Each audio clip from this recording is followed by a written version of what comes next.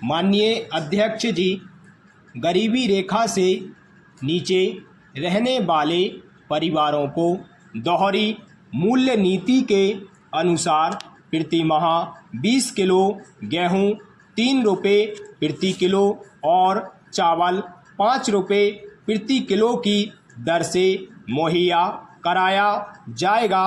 गरीबी रेखा के ऊपर रहने वाले परिवारों को अच्छा चावल 7 रुपये, सुपर चावल 9 रुपये और गेहूं 5 रुपये प्रति किलो की दर पर बेचा जाएगा। इसके अतिरिक्त रोजगार आश्वासन योजना और जवाहर रोजगार योजना का लाभ पाने वालों को 1 किलो गेहूं या चावल प्रति व्यक्ति प्रति दिन दिया जाएगा। प्रधानमंत्री ने स्वीकार किया है कि इन रियायतों से सरकार के ऊपर 80 अरब रुपए का अतिरिक्त बोझ पड़ेगा। वर्तमान महंगाई के दौर में गरीबों को सस्ता अनाज देने का कोई भी सरकारी निर्णय गलत नहीं हो सकता, पर समस्या यह है कि उसको सही ढंग से क्रियान्वित किया जाता है या नहीं।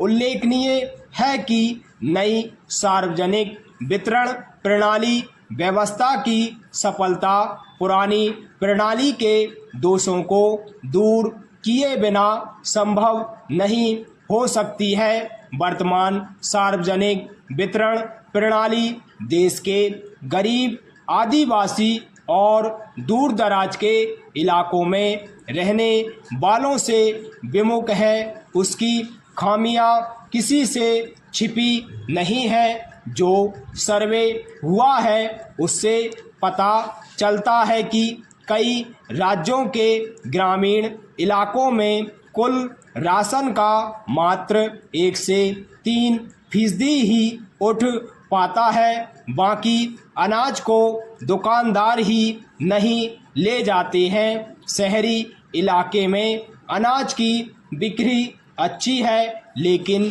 चीनी मिट्टी के तेल की मांग गांव और शहर दोनों में ज़्यादा है। प्रश्न है कि क्या केवल 20 किलो अनाज सस्ती कीमत पर देने से गरीबी की समस्या दूर हो जाएगी?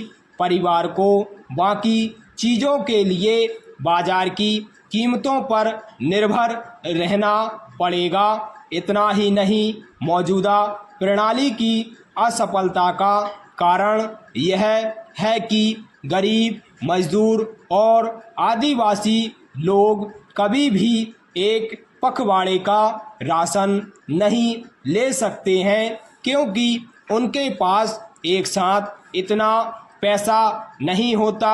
उनकी नियति यह बन गई है कि जब उनके पास पैसा होता है तो दुकान पर राशन नहीं होता, और जब राशन होता है तो उनके पास पैसा नहीं होता।